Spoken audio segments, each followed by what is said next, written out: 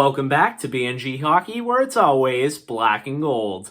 Just the other day, we had our first official signing of the offseason when the Bruins brought in forward Jesper Froden. But Don Sweeney didn't wait too long to make another deal as he re-signs forward Anton Blidh.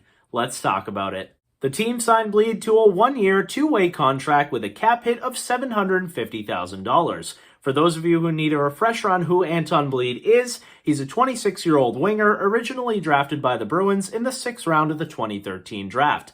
Last season, he only played in 10 games with the Bees, scoring 1 goal, 0 assists for a total of 1 point, and he was a -5. His entire NHL career is only 38 games. He has 2 goals, 1 assist for a total of 3 points, and is a -8. His stats in the AHL with the Providence Bruins, however, are much better. He's played in 278 games, scoring 46 goals, 42 assists for a total of 88 points, and is a +31. He also has 247 penalty minutes to go along with those stats. If you've watched the channel for quite some time, you likely know my thoughts on this player. I don't understand why the organization continues to believe in him year after year. I realize the contracts are cheap, and somebody has to play for Providence, but every year he plays in a handful of games and really doesn't bring too much and then just holds on to a roster spot. I would much rather see that roster spot go to another depth forward or a young player you're trying to develop. Anton Blidh plays a grinder-type game. We see with his time in Providence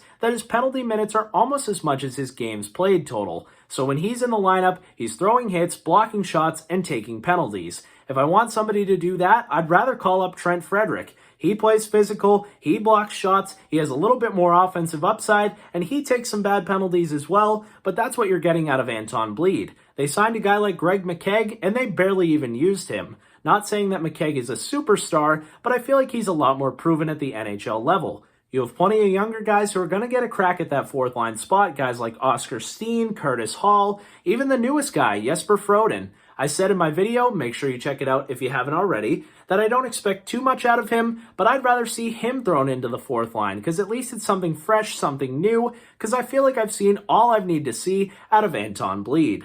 I know I can be hard on Anton Blidh, and he's nothing more than a depth forward, and overall he plays that role pretty well. He does produce when he goes down to Providence. It seems like he likes being a Bruin, and you can never have enough guys who like being in your organization, but it does seem like there's going to be some openings there on the fourth line this season, and I'd like to see him step it up a little bit more and fight to stay in the lineup.